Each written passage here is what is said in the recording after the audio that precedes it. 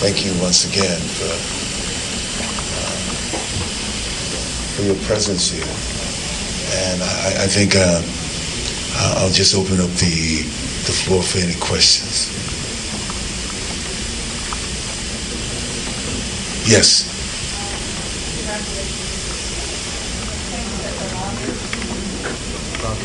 Job well done. How many days was the shoot? The shoot was for 5 weeks. It generally works 5 or 6 day weeks. 5 or 6 days during the week. The shoot was for 5 weeks. Yes. Were any of the actors professional, or were those? Yes, but most of them weren't professional. The scene where of the Western scene, those were all directors and friends of Abdurrahman. One is a Palestinian director, and the other one, 2 directors from Guinea, Brazzaville. Congo Brazzaville. I'm sorry, Congo Brazzaville, and one was a French director. So they were the ones who played those roles. And the lead actor, I guess the protagonist in a sense, he's a professional actor, is well known in West Africa, as well as the young woman is an actress who's just coming. The prosecutors were actually lawyers. They were all lawyers, except for one. So they were lawyers. The woman who gave the braids, who gave the ending closing argument, is a lawyer in Senegal.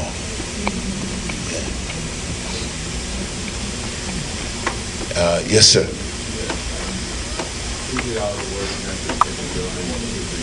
Yeah, talk a little louder. I appreciate all the work and effort that you're doing with Trans Africa and everything. I was at the presentation with Ghana, and the ambassador of Ghana said that the debt that they had has been eliminated. I was wondering, there's been a lot of talk about the debt being eliminated, and how has this film been received, through other places, and has it been screened other places? And I know the debt is only part of what the World Bank is doing. Is there other things that are being basically resolved with respect to the World Bank? Well, the film is screened, is played in France, and did very well in France. In fact, one of the things that we tried to do with the film is accompany the film with a discussion, a panel discussion. The film initially was at the Cannes Film Festival, and even though it was not in the competition, it received so much attention that it was almost as if it was in the competition. Then it went to the Toronto Film Festival, where we had a panel discussion there. And also at the New York Film Festival, we had a panel discussion with Joe Stigler, who's at Columbia and has written a great deal about the World Bank and poverty. Mahmoud Mandani, who wrote a book called Good Muslim, Bad Muslim, and also a book about Rwanda. He's currently writing a book on Darfur. He's a professor at Columbia. Harry Belafonte was a part of that. Abdurrahman Sissoko, the director, was a part of that, and Jonathan Sachs, who's been doing work around the Millennium Goals and Objectives. So it's gotten a great deal of attention. In fact, at one of the Paris screenings at the Paris showing, where there was a panel discussion, the panel discussion was taped and placed on the net, and within 3 weeks had over 400,000 hits. So there's been a great deal of conversation about the film, about the issue. I mean, one of the things that I think is really important for us to understand, not only the complexity around these issues, but also the solutions that have been offered up for this situation. And certainly tied to those solutions are very, let's say, very rigid kind of performance goals or whatever. And in fact, if we deconstruct them and look at them, they're not really they not really relieve the debt in some sense. It may reformat the debt in some way, but not really relieve the debt. And I think it's important to understand what's happening. You take, for instance, and I mentioned Venezuela purchasing a portion of Argentina's debt. Argentina's economy last year grew at 6%, one of the robust economies in the region. And this is not accepting the structural adjustments that were to be imposed by the IMF, and deciding to go against the IMF.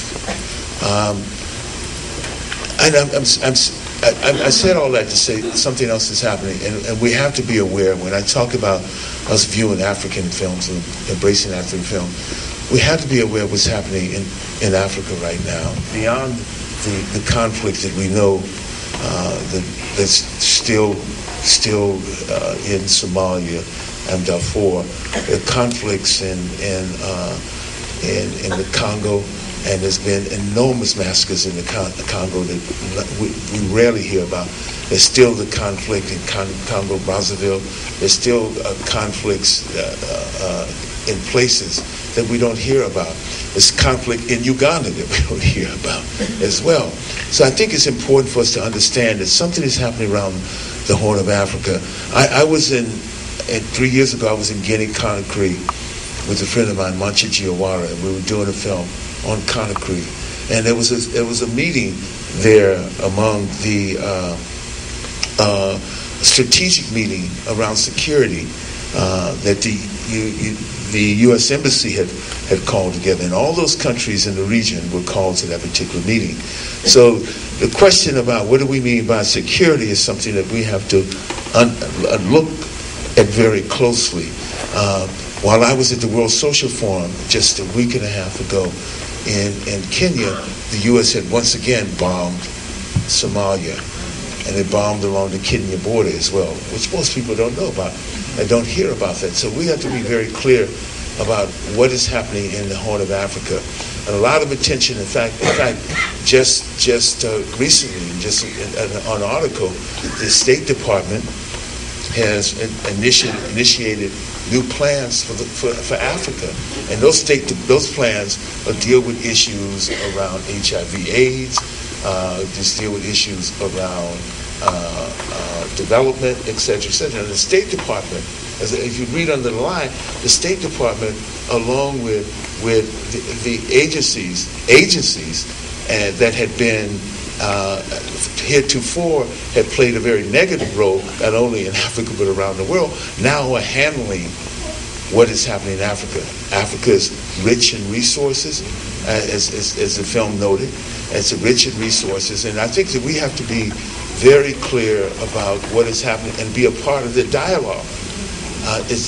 One of the things that we've been involved in is I'm the chairman of the board of Trans-Africa Forum, and one of the things we've been involved in is to begin to see some sort of relationship in discussing the issues around conflict in Africa. And also, there's also one of the things that we've been involved with is, since there are 150 million African descendants in this hemisphere, we only represent 35 million, and that Brazil has 86 million. That there's some real important issues that are happening around African descendants in this. And we've been concerned about those issues. And we're going into a long, because I'm extending the question. But yeah, I think that we have to be. It's important for us to kind of look very closely at what is happening beneath the language and beneath the propaganda that we often face. I'm gonna go over here. Really wonderful film, Mr. Lovely. I'm very concerned about your thoughts how a film like this is going to focus attention on the issue of sustainability. We have to really focus on sustainability from a world perspective. That's being done environmentally. My question to you, because it's something very personal, I'm just wondering, how do we bring to the forefront the notion that there's such a strong connection between poverty and sustainability? You cannot teach a poor person how to survive, how to live a sustainable life. How do we make the case that Africa is a great lab for us to look at how the world should really develop maybe a new paradigm for sustainability? There's a lot of discussion, especially after Kyoto Accords, are really focused more on developing countries. How do we bring these discussions, as you mentioned, Brazil, and you mentioned some other areas that are very critical? How do you see us really bringing that into a full-blown conversation where people take what we're saying seriously? Well, we can start by thinking about and talking about this and reference this in terms of what's happening here in this country. Sustainability in New Orleans, sustainability in Oakland, California, I mean, we don't have to go far to talk about the issues of sustainability. And we can often look at those issues in relationship to Africa. The same kind of structural violence, the same kind of structural adjustments that have defined what is happening in our inner cities have played themselves out in a more dramatic role around the rest of the global South. And we have to realize that, we have to begin to understand the relationship to what is happening in terms of the structural adjustments imposed right here in terms of the state of sustainability before we begin to understand how it plays out and there's ramifications in the rest of the world. Yes, I think we're right that we all talk about the issue of sustainability. Yet China is going to blow everybody out of the wall. I mean, they blow everybody out of the water. What has happened with the Yangtze River is declined. The Yangtze River is almost a thing of the past, you know what I'm saying, in real terms, So one of the things that we're going to talk about, what do we mean by that? The recent study on climate and everything else says that we're just about reached to the point where the point of no return, And the question is about, when we talk about sustainability in these particular countries, the United States, which represents about 5% of the world's population, uses up 30% of the world's resources. It uses nearly 40% of the world's oil. That's real. So we're talking about the United States, which represents 300 million people, as opposed to countries, which essentially, virtually, the question is not about sustainability. The question has to be, in these countries, the whole issue of equity. So we're not dealing with the issue of equity, and we're talking about sustainability in relationship, because one of the tenets of any kind of program that we talk about is one, sustainability, as you say, job creation, equity, dealing with issues of gender, etc. All those particular things need to be talked about in any program. Those are doable, and they're doable and they're not doable in the current with using the current paradigm of development. They're not doable. The current paradigm of development destroys local businesses, what it does, and local economies, and superimposes those with those economies which are predicated on waste, whether it's the food that's often genetically modified, or whether it's the packaging and the use of petroleum products which not only grow the food, but also take the food and get the food to the place where it's designed. It's crazy. We're going to have to find some way where we can talk about the localization of economic equity, not only in those countries, which had been the case. If you look at Kenya at the time of its independence in 1963, Kenya was the bread basket of Eastern Africa. Yeah, it was the one that supplied the food for Africa. Right now, Kenya's main export is tourism. What's come is tourism. Kenya. And not only that, if you look at the situation, 30% of the eligible children eligible to go to school, actually go to school in Kenya. The same with Ghana. The same with whatever the minister may say about Ghana. The same with Guinea, Conakry. These are the realities that we have to deal with. So I think you know, in a sense, you look at when I say sustainability in Oakland, I wasn't being facetious, you know, because in one sense, when you talk about sustainability, what kind of job? How do you create affordable housing? How do you deal with the issues around youth violence and youth development? How do you deal with the issues around education? How do you deal with the issues around creating a green workforce? How do you do those are things that we have to talk about here, you know? Very good. Thank you. All right. Yeah, right. Thank you. It was an excellent film on covering many of the goals as far as the Millennium Development Goals that have been proposed, and we're defining development in many, many different ways. However, we saw a rise in the development of many African countries prior to the HIV/AIDS crisis. And now we've seen over the years a large drop in the HIV, in the development of all countries in Africa because of the crisis. You touched a little bit about the issue of HIV/AIDS in your film, but did you think that you might have spent more time? You never mentioned HIV/AIDS. Well, listen, HIV/AIDS is a boogeyman to some degree right now. I mean, rightfully so. But real consumption, and these are United Nations statistics, real consumption in Africa, real consumption. That's how we measure output and everything. Real consumption has declined since the early 70s in Africa. So it's long before the HIV pandemic, you know. And what are the reasons why? There are a number of reasons why that real consumption. I think that in part in looking at this and kind of deconstruct what has happened, in part what has happened is there's a great expectation that occurred with independence. And when we talk about countries that now are essentially, Ghana is celebrating its 50th anniversary this year. Kenya, 1963. The Congo, 1960 or everything. So you're talking about a kind of reconfiguration that happens within these countries because of the colonialism, first of all, from colonialism to neocolonialism. And what has happened with those countries as a result of neocolonialism. Before we even get to the issue of globalization, before we even get to the issue of HIV/AIDS. So real consumption has been something that's declined in Africa, and the gap between within countries and from poor countries to rich countries in the global south and countries in the west has expanded.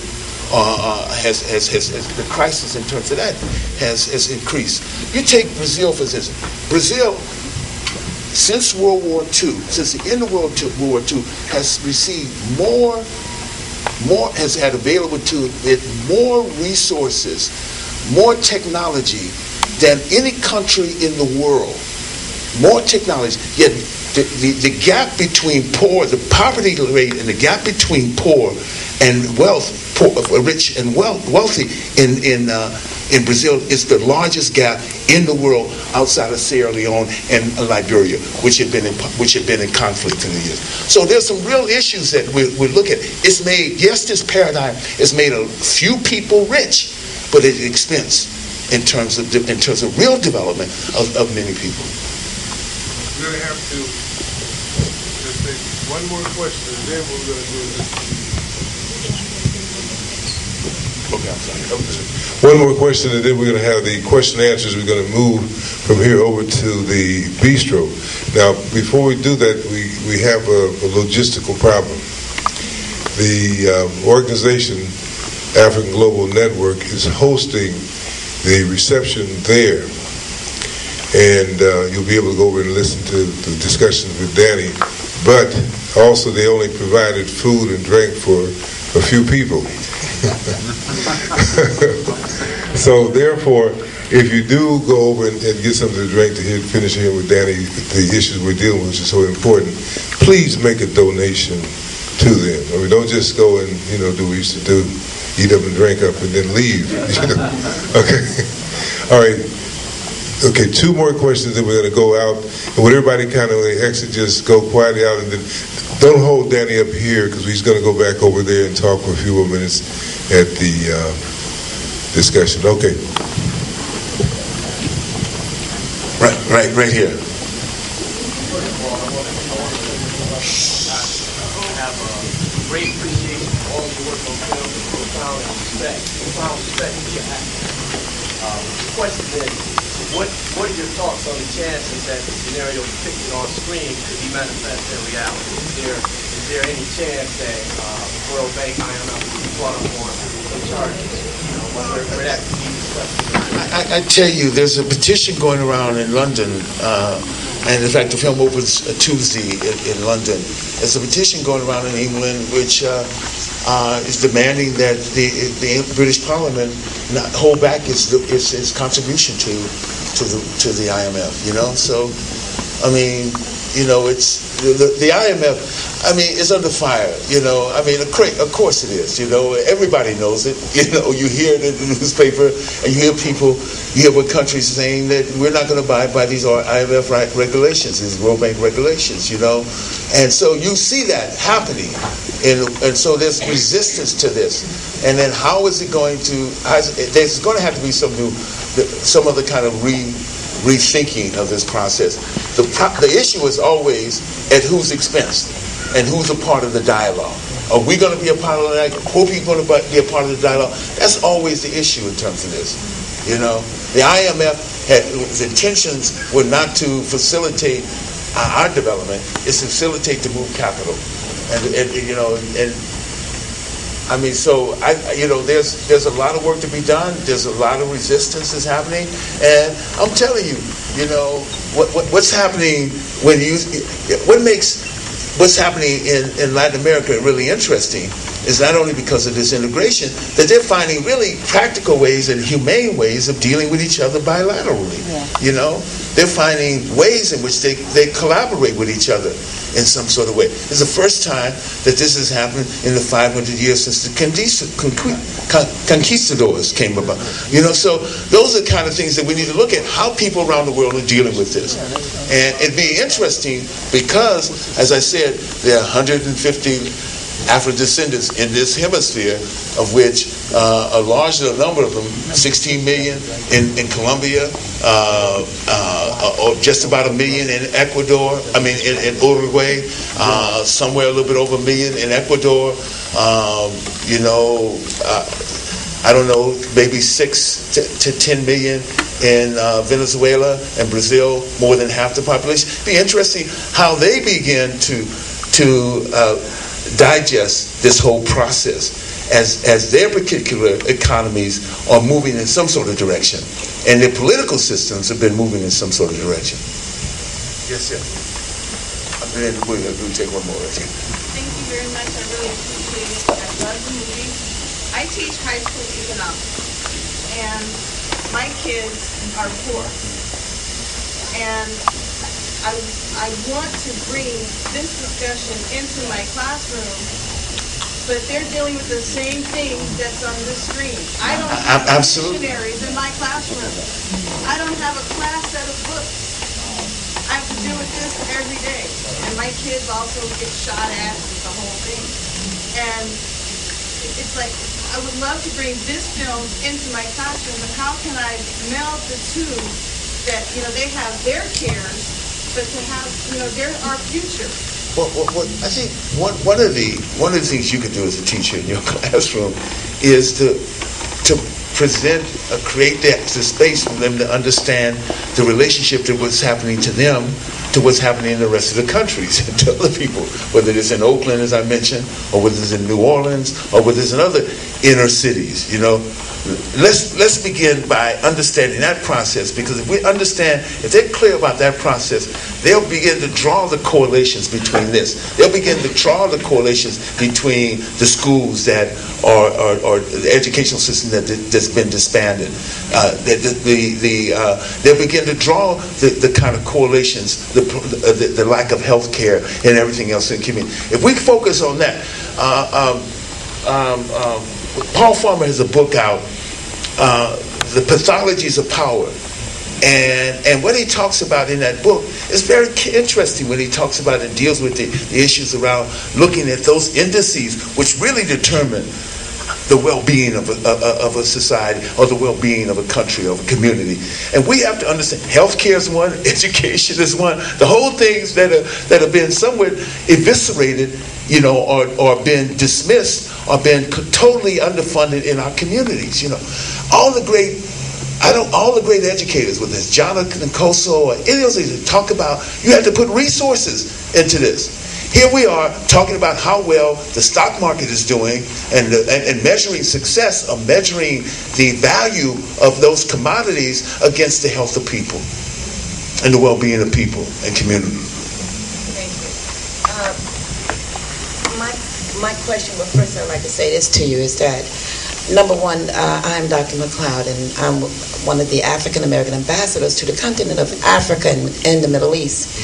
And I'm a former Inglewood School Board member, and in going to Africa, I find, like many of those who go to Africa, the rich and the very poor. And what we are doing fact-finding when we go into Africa, because I find that we pool our resources here as African Americans in the United States, and we go over there, and God is sending many of us over there to help. And so what you're doing here today is very educational, Mr. Glover, and this was excellently done. And so in seeing this, it to me is something to educate us, for us to get involved and hold this country as well as other accountable for this and hold ourselves, because apparently we are not also doing our job. So I think it starts with educating like you have done here, but making sure this is in the school, in the community, and all over this country, so that we can go back and assist as well as assist those that are here. Because there's really no real excuse for us. I find as a school board member and growing up in the deep south of Jacksonville, Florida, is that one of the problems that we maintain it was a lack of knowledge. Right now, is the schools are there, but what is happening is that we are not educating our parents, our community, and our people in a whole, because if we educate them and teach them what to do and how to do it, and then also make sure that we go back to Africa and all over the continent and assist them, we would not have this kind of poverty. I'm telling you, we got to deal with and look at our own situation here as well. Certainly in South Central and other areas in this country, we have to kind of understand the correlations between what is happening here and what is happening there, and the connection between what is happening there and here. If we talk about Phil Wilson is here, Phil Wilson and I work with a Black AIDS Institute and talk about, Phil Wilson runs that, and we talked, the first thing when we met in 2000, we talked about the situation of HIV/AIDS and not only in sub-Saharan Africa, but underserviced communities in this country. Who are the number one victims of HIV/AIDS here? Young Black and Hispanic women. They're the ones the CDC, they're the ones that, so we have to kind of understand those relationships, because it's all about poor people. We have this enormous propaganda machine that happens with network television and corporate television. It provides us, it gives us a sense of well-being to some sense. Those who feel that they can work hard and get as much credit as they want, and there's a sense of well-being in consumption. A sense of well-being in the consumption. But on the one hand, the rest of the world, we're so connected. The communities in this center is so connected what's happening in the rest of the world. 45 million working Americans are without adequate health care. A third of African American children live under the poverty line. Those are real issues there. I'm in Cleveland, Ohio, in 2004, and the mayor of the city is talking about being satisfied or thinking that they made some progress with 35% of the eligible seniors graduating from high school. Come on here. The reality is right here and facing us. If we can't address the reality, if we as African Americans, and those people who should, in some sense, provide or create a space for leadership, real leadership. If we're not talking about those issues and marching down to the school board and marching down to City Hall and marching down and lobbying right here, how can we begin to talk about helping anybody else?